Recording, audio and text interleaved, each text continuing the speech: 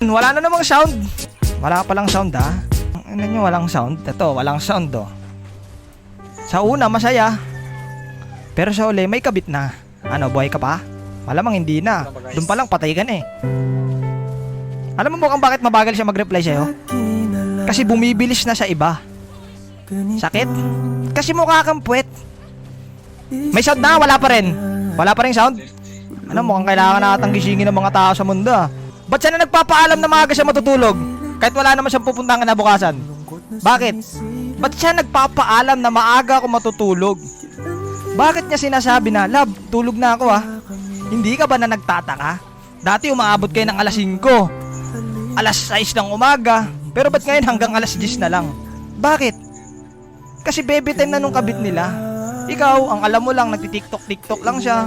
Ay, ang alam mo lang, natutulog na siya, tapos ikaw pa tiktok ka lang. Ang hindi mo alam, pinagpapalit ka na, boss. Bakit? Mukha kasing busabos. Pag hindi ka na mahal, kulong mo na. Kulong ko na, sir, kulong ko na. Akin anak ko. Oo, kulong ko na. Tapos na, sir, tapos na. Litong-lito. Ano gusto na, bebe ko?